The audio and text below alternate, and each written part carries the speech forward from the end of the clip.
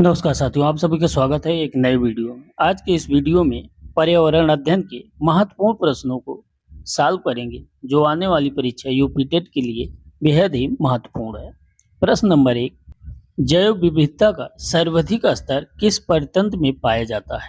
Tundra में, मरुस्थल में, उष्णकटिबंधीय वर्षावन में या घास भूमि में? जैव विविधता का सर्वाधिक स्तर उष्णकटिबंधीय वर्षावन में पाया जाता है, इसलिए ऑप्शन नंबर सी सही है।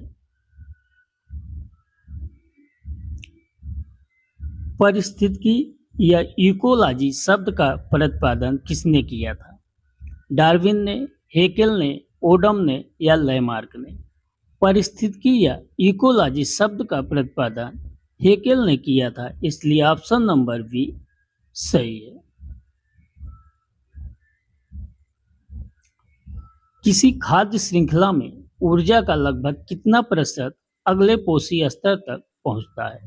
किसी भी खाद्य श्रृंखला में ऊर्जा का लगभग कितना परसेंट भाग अगले पोषी स्तर तक पहुंचता है? 5%, 10%, 20% या 50%?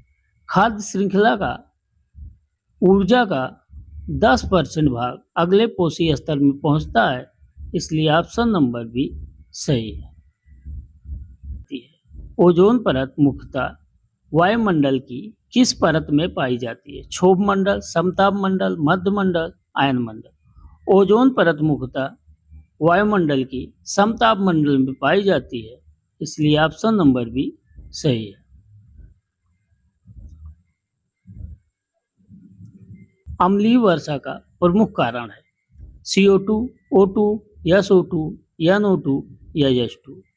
अम्लीय वर्षा का प्रमुख कारण SO2 और NO2 है, इसलिए ऑप्शन नंबर सी सही है। रेड डाटा बुक किससे संबंधित है?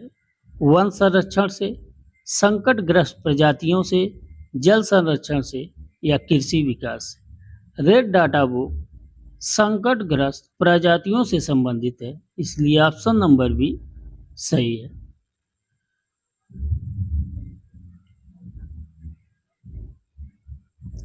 निम्न में से कौन जीव अवकर्मणीय नहीं है?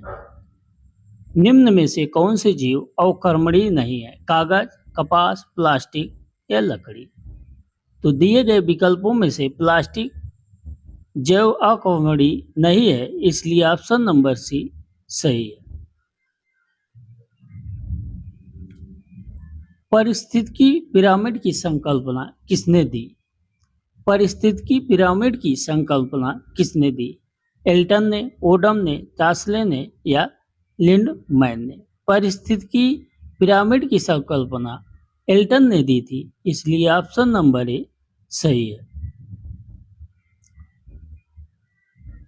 साइलेंट वैली परियोजना किस राज्य में स्थित है? साइलेंट वैली परियोजना किस राज्य में स्थित है? तमिलनाडु, केरल, कर्नाटक, आंध्र प्रदेश? साइलेंट वैली परियोजना केरल राज्य में स्थित है, इसलिए ऑप्शन नंबर बी सही है। जैवमंडल शब्द का प्रयोग सर्वप्रथम किसने किया था? जैवमंडल बायोस्फीयर शब्द का प्रयोग सर्वप्रथम किसने किया? सुयस ने, हेकेल ने, डार्विन ने या ओडम ने? जैवमंडल शब्द का उपयोग सर्वप्रथम सुयस ने किया था, इसलिए ऑप्शन नंबर ए सही है। विश्व पर्यावरण दिवस कब मनाया जाता है? 22 अप्रैल को, 5 जून को, 16 सितंबर को या 21 मार्च को? विश्व पर्यावरण दिवस 5 जून को मनाया जाता है, इसलिए ऑप्शन नंबर बी सही है। ग्रीन हाउस प्रभाव के लिए सर्वाधिक उत्तरदायी गैस कौन सी है? ऑक्सीजन, कार्बन डाइऑक्साइड, हीलियम या नाइट्रोजन? ग्रीन हाउस प्रभाव के लिए सर्वाधिक उत्तरदायी गैस कार्बन डाइऑक्साइड है, इसलिए ऑप्शन नंबर बी सही है। भारत का पहला जैवमंडल रिजर्व कौन सा है? सुंदरवन, नीलगिरी, मानस, नंदा देवी?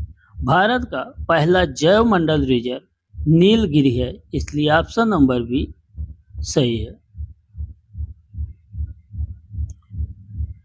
खाद्य जाल का मुख्य लाभ क्या है? खाद्य जाल या फूड वेब का मुख्य लाभ क्या है? ऊर्जा हानि बढ़ाना, पारिस्थितिकी स्थिरता बढ़ाना, उत्पादक कम करना, उपभोक्ता समाप्त करना।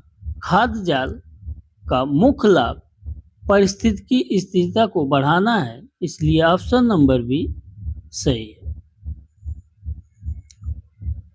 चिपको आंदोलन का संबंध किससे है? जल संरक्षण से, वन संरक्षण से, मृदा संरक्षण से या वन्य जीव संरक्षण से? चिपको आंदोलन का संबंध वन संरक्षण से है, इसलिए ऑप्शन नंबर बी सही है। क्योटो प्रोटोकॉल किससे संबंधित है? क्योटो प्रोटोकॉल किससे संबंधित है? जैव विविधता से, जल प्रदूषण से, ग्रीन हाउस गैस उत्सर्जन से या वन संरक्षण से? Kyoto protocol green house gas उत्सर्जन से संबंधित है, इसलिए ऑप्शन नंबर सी सही है।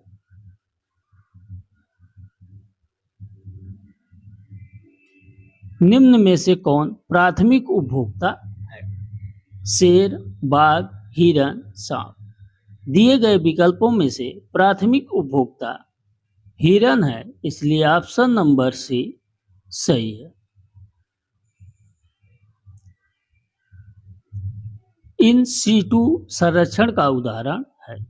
इन सीटू संरक्षण का उदाहरण है चिड़ियाघर, बीज बैंक, राष्ट्रीय उद्यान या वनस्पत उद्यान।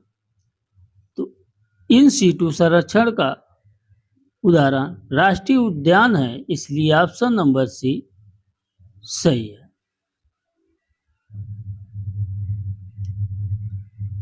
पृथ्वी सम्मेलन या अर्थ समिट 1992 में कहाँ आयोजित हुआ था?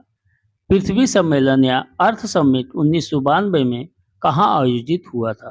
पेरिस में, रियो डी जेनेरियो में, टोक्यो में, जिनेवा में?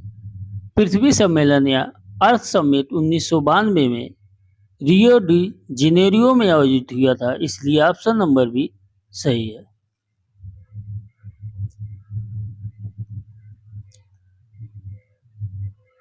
कार्बन चक्र में कार्बन का प्रमुख भंडार है महासागर, पौधे, जीवजंत या मृदा?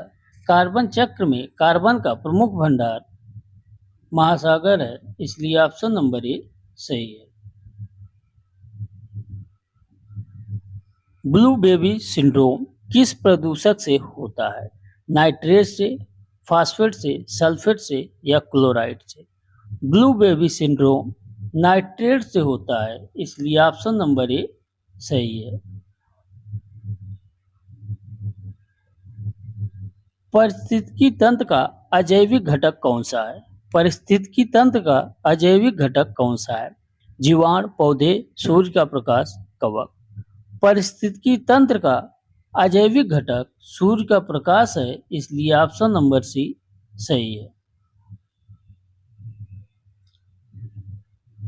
जैव आवर्धन का सर्वाधिक प्रभाव किस पर पड़ता है? जैव आवर्धन का प्रभाव सर्वाधिक किस पर पड़ता है? उत्पादक पर, प्राथमिक उपभोक्ता पर, द्वितीयक उपभोक्ता पर या शीर्ष उपभोक्ता पर? जैव आवर्धन का सर्वाधिक प्रभाव शीर्ष उपभोक्ता पर पड़ता है, इसलिए ऑप्शन नंबर डी सही है।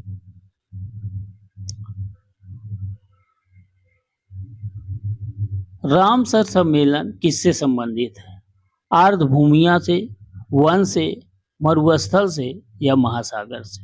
रामसर सम्मेलन आर्द्रभूमियों से संबंधित है, इसलिए ऑप्शन नंबर ए सही है। निम्न में से कौन सा नवीकरणीय संसाधन है? कोयला, पेट्रोल, सौर ऊर्जा या प्राकृतिक गैस? तो दिए गए विकल्पों में से नवीकरणीय संसाधन ऊर्जा का सौर ऊर्जा है, इसलिए ऑप्शन नंबर सी सही है। भारत में प्रोजेक्ट टाइगर कब शुरू किया गया था? 1973 में, 1980 में, 1986 में या 1992 में? भारत में प्रोजेक्ट टाइगर 1973 में शुरू किया गया था, इसलिए ऑप्शन नंबर ए सही है। लाइकेन किस प्रकार का सहजीवी संबंध है? लाइकेन किस प्रकार का सहजीवी संबंध है? कवक एवं शैवाल का, कवक एवं जीवाणु का, शैवाल एवं जीवाणु का, कवक एवं काई का? लाइकेन कवक एवं शैवाल का सहजीवी है, इसलिए ऑप्शन नंबर ए सही है। बीओडी का पूरा नाम क्या है? बीओडी का पूरा नाम क्या है? Biological oxygen demand, basic oxygen demand, या बायोटिक ऑक्सीजन डिमांड, या बायोलॉजिकल ऑक्सीडेंटल डिग्री? बीओडी का पूरा नाम बायोलॉजिकल ऑक्सीजन डिमांड है, इसलिए ऑप्शन नंबर ए सही है।